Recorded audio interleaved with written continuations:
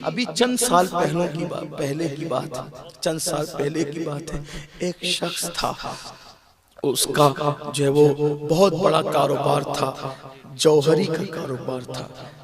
جوہری سمجھتے ہیں نا، پتھر، قیمتی پتھر، اس کا کاروبار تھا۔ اور وہ شخص ہر سال عرس غریب نواز میں جاتا، غریبوں کو کھلاتا، خدام میں پیسے تقسیم کرتا، دیتا، عطا کرتا، سب کا خیال کرتا، علماء وہاں کے جو تھے ان کا خیال کرتا، انہیں نوازتا، بہت لنگر ونگر سب پکاتا تھا، بہت کچھ کرتا تھا۔ اور اس کو اولاد نہیں تھی، وہاں منت مانی، اللہ نے بیٹا بھی دے دیا۔ اور پھر اس کے بعد بیٹا بڑا ہوا۔ خدا کا کرنا یہ کہ دولت مند باپ کا بیٹا دولت مند لڑکوں کے ساتھ رہ کر کے بگڑ گیا، اور وہ جوا میں مبتلا ہو گیا، جوا کھیلنے لگا، وہ جوا میں مصروف ہو گیا۔ ادھر باپ کو خبر نہیں تھی کہ میرا بیٹا جواری ہو گیا۔ یاد رکھنا، جو ناجائز اور حرام چیزیں ہیں نا، وہ ایک نہ ایک دن ختم ہو کے رہتے۔ حرام چیزوں کو ختم ہونا، حلال کو کبھی ختم نہیں ہونا ہے۔ جو لوگ جوا، لاٹری سے مالدار بنتے ہیں، یا شراب کے دھندے سے، یا جو ہے وہ حرام کاروبار سے، سود کے دھندے سے، بہت جلدی اوپر جاتے ہیں، لیکن اتنی جلدی نیچے بھی آتے ہیں۔ یہ سوڈے کی بوتل دیکھیں، وہ جیسے دھڑ سے اوپر جاتے ہیں، اس کا پانی نیچے بھی آتا ہے۔ نہیں، حرام کی طرف نہ جاؤ۔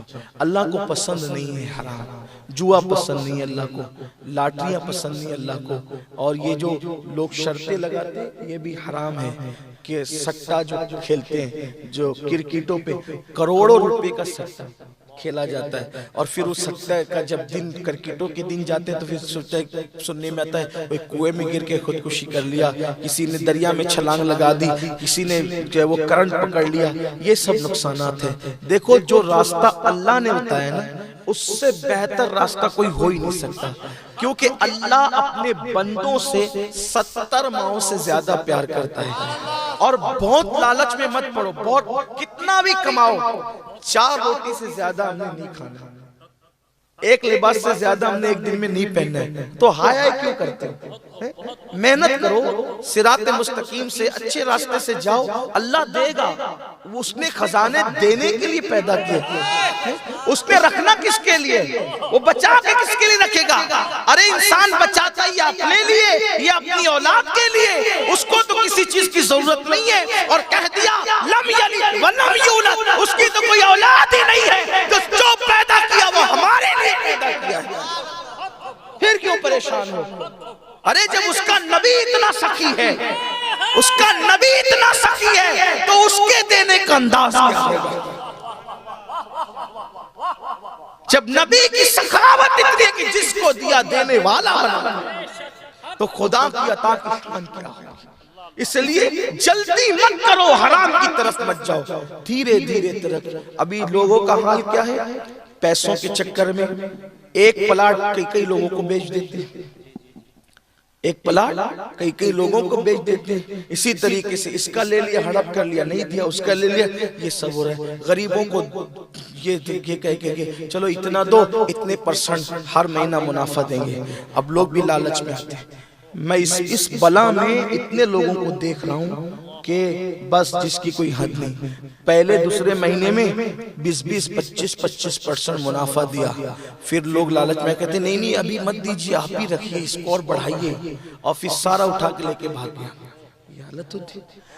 اللہ کا فرمان ہے، ہم حرام کو ہلاک کریں گے، حرام کو ہلاک کریں گے، اور حلال میں برکت عطا کریں گے۔ مت جاؤ حرام کی طرف، اور اپنی اولاد کو بھی یہ درس دو، رزق حلال کی۔ حلال حلال اپنا اثر دکھاتا ہے، حلال حلال ہے۔ حلال کو کتنا بھی ختم کرنے کی کوشش کی جائے، حلال بڑھتا ہی جائے گا، اور حرام کو جتنا بھی بڑھانے کی کوشش کرو گے، حرام کم ہوتا جائے گا۔ خواتین سے بھی کہتا ہوں، سیدہ فاطمہ کی سنت کے مطابق فاقے کر لیا کرو، مگر اپنے گھر میں حلال کا ماحول بناؤ۔ حرام مت آنے دو۔ کل کی عورتیں اپنے شوہر سے کہتی تھی کہ واپس خالی ہاتھ آنا مگر حرام لے کر کے مت آنا، ہمیں بھوکا رہنا پسند ہے مگر حرام کھانا پسند نہیں ہے۔ اور آج کی عورتیں اپنے شوہر سے کہتی ہے چوری کر، ڈاکہ ڈال، کچھ بھی کر مگر ہمیں لا کر کے دے، ہماری مانگ پوری کر، تو تم بھی جہنم میں جاؤ گی، تمہارا شوہر بھی جہنم میں جائے گا، تمہارے بچے بھی جہنم میں جائیں گے۔ یہ دنیا چند دن کی ہے، یہ دنیا 2 روز کی ہے، اس کے بعد یہ دنیا ختم ہونے والی ہے۔ یہ چند روزہ دنیا کے لیے جو ہے اپنی آخرت تباہ مت کرو۔ کیا خیال ہے ان عورتوں کے بارے میں جنہیں روزانہ دودھ اور چندن سے نہلایا جاتا تھا، لیکن آج ان کی قبروں کے نشان بھی موجود نہیں ہے، مگر جس کے گھر میں ایک مہینے تک چولہا نہیں جلتا تھا، اس سیدہ فاطمہ کا نام آج بھی ہر جمعہ کو خطیب منبر پر ادب سے لیتا نظر آتا ہے۔ اور دنیا کو بتایا گیا عزت وہ نہیں ہے جو حرام کھانے میں ملتی ہے، عزت وہ ہے جو حلال کی بنیاد پہ بھوکے رہنے میں قدرت عطا کرتی ہے۔ اس لیے جوا، شراب، سٹا یہ سب حرام ہے، اور اللہ نے جتنا مقدر میں لکھا ہے اتنا ہی ملنا ہے اس سے۔ اور یہ بھی کہہ دوں جتنا مقدر میں لکھا ہے اتنا ہی کھانا بھی ہے، اس سے زیادہ نہیں کھانا ہے۔ میں نے دیکھا دسترخوان لگا ہوتا ہے، بہت سارے لوگ کہتے ہیں میں یہ نہیں کھاؤں گا، کیوں؟ ڈاکٹر نے منع کیا۔ یہ نہیں کھاؤں گا کیوں؟ ارے ڈاکٹر کی کیا اوقات منع کرنے کی، قدرت نہیں چاہتی کہ تو کھائے۔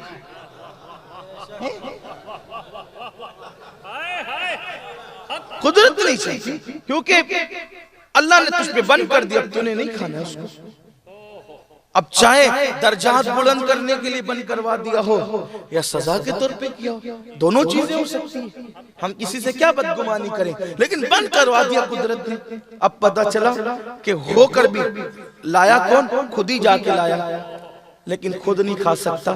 یہ عبرت کی بات نہیں، یہ عبرت تو اللہ کی کام اللہ جانتا ہے، اللہ اپنی تدبیریں جو ہے وہ اس کی خفیہ تدبیر بہت بڑی ہے، کوئی نہیں ٹک سکتا۔ تو پھر اس کے بعد اگر آدمی سوچے نا میں بہت مالدار ہوں، 4 روٹیوں کے بجائے 8 روٹی کھاؤں، تو وہ کھا کے فائدہ نہیں دے گی، روٹیاں بیمار کر دے گی۔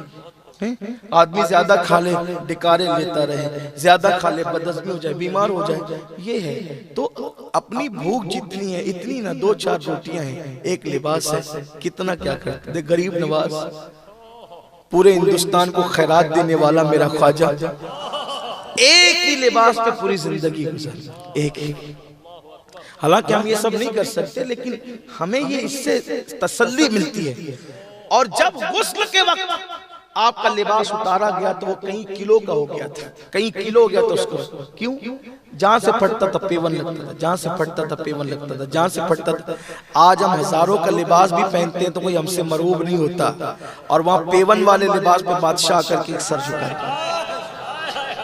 طاقت اللہ کی، اصل طاقت اللہ کی۔ تو بات دور نکلتی جا رہی ہے اور بات جلدی ختم بھی کرنا ہے، کیونکہ احمد آباد سے آج جب وہ کل کی فلائٹ لینا ہے اور وقت پہ وہاں پہنچنا بھی ہے۔ راستہ کافی خراب ہو گیا ہے، تو اس کی وجہ سے آنے میں مجھے بہت وقت لگ گیا ہے، اس لیے میں دیر سے پہنچا۔ ارادہ تھا کہ جلدی پہنچیں گے تو لمبی باتیں ہوگی، لیکن وہ باتیں اب سمجھ لیتے ہیں تو اختصار سے کہتے ہیں۔ تو وہ بہت وہاں خرچہ کرتا تھا، غریبوں پر، مسکینوں پر، یتیموں پر۔ اتفاق خدا کا کرنا کہ بیٹا جوئے میں لگ گیا۔ اپنی اولاد کو خوب اچھا کھلاؤ، اچھا پہناؤ، جو کرتے ہو کرو، مگر ان پہ کڑی نظر رکھو، بالکل چیل کی طرح، عقاب کی طرح، کہ وہ بری صحبت میں نہ جائے۔ بری صحبت بڑی خطرناک ہے، اور مالداروں کے لڑکے ہی نہیں، اب تو ہر طبقے کے لڑکے جو ہے وہ صحبت کی وجہ سے بہت بگڑ رہے ہیں۔ اور کچھ لڑکے ایسے ہیں سماج میں جو دوستیاں ہی کرتے ہیں لوگوں کو بگاڑنے کے لیے۔ تو اپنے بچوں کے دوست میں تو کہتا ہوں خود ماں باپ بن جائیں تاکہ وہ دوسروں کی دوستی سے محفوظ رہیں، اپنی اولاد کے خود دوست بنیں، ان سے خود ہنسیں، خود بولیں، ایک جو وہ مروت رہے، ایک ڈسٹینس رہے، لیکن ان سے ہمارے بچے اپنی ہر بات ہمیں کہہ سکیں۔ ہمارا کیا حال ہے؟ میرا تو گھر میں اتنا رواب ہے کہ میرے بچے مجھے دیکھتے ہی چھپ جاتے ہیں۔ یہ نبوی اخلاق نہیں ہے۔ حضور کے گھر کے بچے حضور کے سینے پہ چڑھا کرتے تھے۔ تو یہ بھی محبت کا انداز ہونا چاہیے. حالت نماز میں حضور کے شہزادے ادھر سے نکل کے ادھر، ادھر سے نکل کے ادھر. یہ روایتیں آپ نے کربلا کے موقع پہ بار بار سنی ہے، میں اس کو کیا دو رہا ہوں. تو اپنے گھروں میں محبت کا ماحول قائم کیجئے. آپ دوستی نہیں کریں گے، وہ باہر جا کے دوستی کریں گے اور بگڑیں گے. تو اپنے بچوں پہ نظر رکھیں، وہ آتا کب ہے، وہ جاتا کب ہے. جواری بنا دیا. باپ کا انتقال ہونا تھا، جوہری کی دکان پہ بیٹھا وہ، اور بیٹھنے کے بعد جوے کی عادت بڑی خطرناک ہے، لعنت. دھیرے دھیرے سب بک گیا، حتیٰ کہ جوہری کی دکان بھی بک گئی، حتیٰ کہ گھر کے برتن بھی بک گئے. بوڑھی ماں کب تک روکتی سمجھاتی، روتی پیٹتی رہتی، لیکن کیا کریں. ایک دن آیا کھانے کو بھی محتاج ہو گئے. ایک دن آیا کھانے کو بھی محتاج ہو گئے. غربت کی چکی، گھر بکنے کے قریب تھا، گھر بھی بکنا تھا. ماں نے کہا بیٹا سب ختم ہو گیا جوے کی وجہ سے، کچھ بچا نہیں میرے بیٹے. ایک کام کر. بہت عرصہ ہوا حالات نے اجمیر شریف جانے نہیں دیا. غریب نواز کا عرس آ رہا ہے اور قافلے صوبے اجمیر روانہ ہوں گے. بیٹے ہم اجمیر شریف جائیں گے. دنیا دار جوان بیٹے نے کہا ماں کیا ملے گا وہاں جا کے، پیسے ہے بھی نہیں، خرچے ہو جائیں گے. بیٹا میں نے کچھ محنت کر کے، مزدوری کر کے، تیری چوری چپ کے کچھ پیسے اکٹھا کیے ہیں.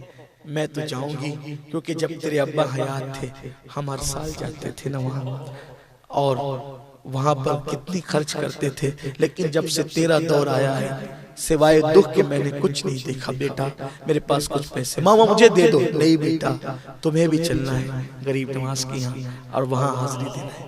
ایک بات یاد رکھیں کہ بہت سارے لوگ عرس کے موقع پہ بھیڑ کی وجہ سے شریک نہیں ہوتے، لیکن ولی کا فیضان تو ہمیشہ ملتا ہے. لیکن خاص عرس کے دن جو برکتیں نصیب ہوتی ہے پھر وہ سال بھر وہ رنگ نہیں ہوتا. اس کی وجہ یہ ہوتی ہے کہ عرس کے دن صرف وہ ولی ہی نہیں ہوتا بلکہ پھر وہاں سارے اولیاء ہوتے ہیں. اور یہ بات میں نہیں کہہ رہا ہوں اپنی مرضی سے، شاہ ولی اللہ محدث دہلوی نے لکھا ہے کہ میں نے دیکھا کہ ربیع الاخر کا مہینہ تھا اور اصحاب صفہ کے چبوترے پر مولا علی اور سارے ولی وہاں موجود تھے. تو میں نے پوچھا کہاں کا ارادہ ہے؟ تو مولا کائنات نے کہا تجھے معلوم نہیں، آج 11ویں ہے، 11ویں ہم سب عبد القادر جیلانی کے عرس میں جا رہے ہیں. تو اور دنوں میں جاؤ گے تو صرف ولی ملتا ہے، عرس میں جاتے ہو تو علی بھی ملتے ہیں اور سارے ولی ملتے ہیں.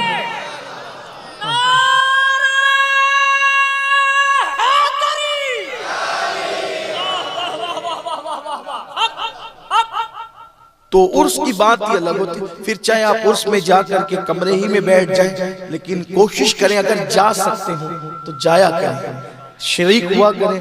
مجھے خیال آتا ہے کہ میری عمر جو اس وقت ہے 36 سال کی، لیکن تقریباً 21 یا 22 سال سے میرا معمول ہے کہ میں ہر سال عرس میں برابر جاتا ہوں، شریک ہی ہوتی. اللہ کا شکر ہے ابھی بھی وہیں سے آ رہا ہوں.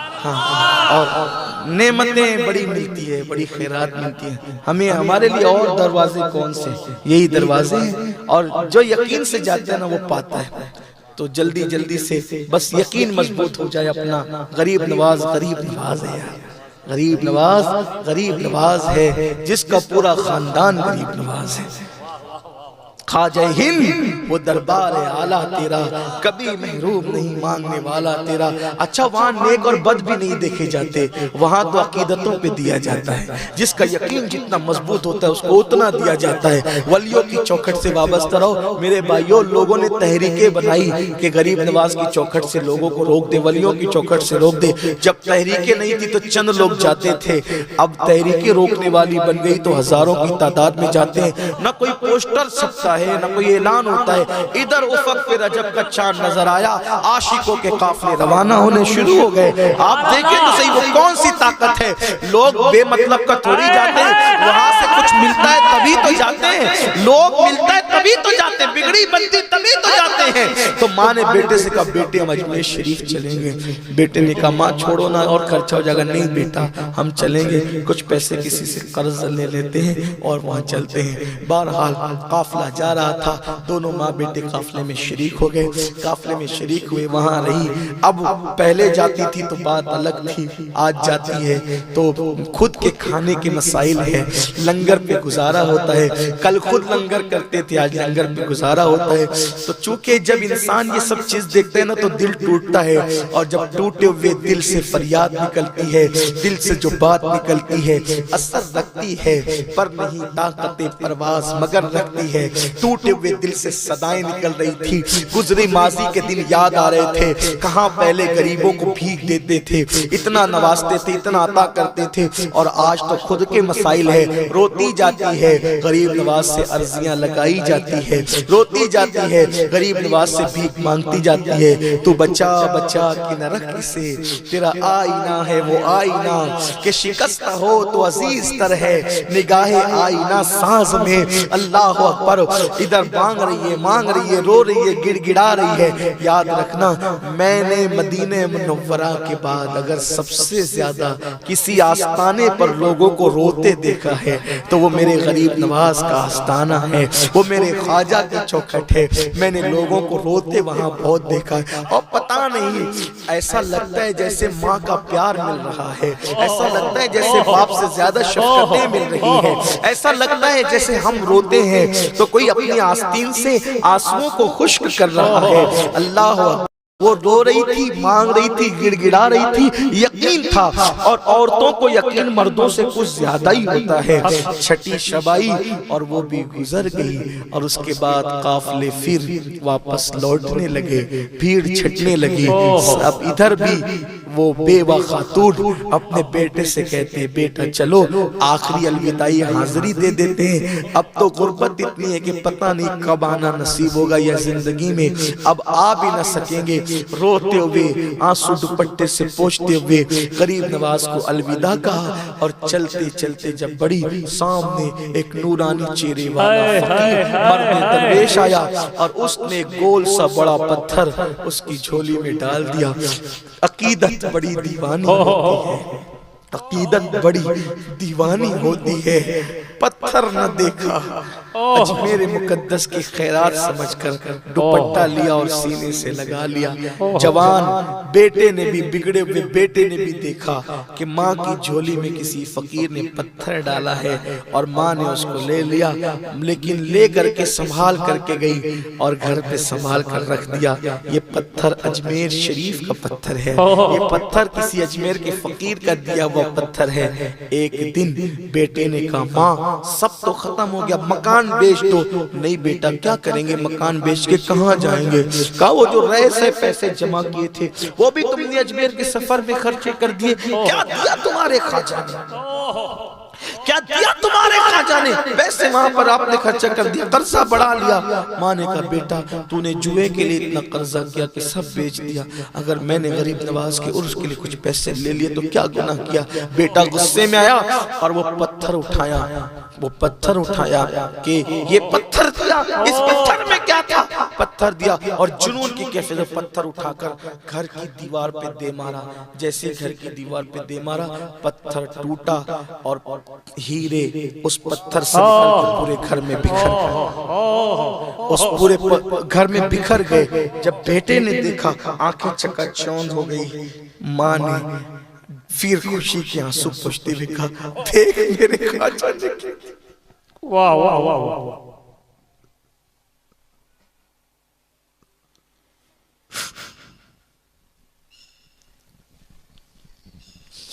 دیکھ میرے خواجہ نے کیا دیا. واہ واہ واہ, پھر سے اس نے توبہ کی توفیق اس کو نصیب ہوئی, توبہ کی توفیق. پھر سے وہ بڑا جوہری بن گیا, پھر سے اللہ تعالیٰ نے اس کو نواز دیا. یہ غریب نواز کی آج بھی عطا کرتے ہیں.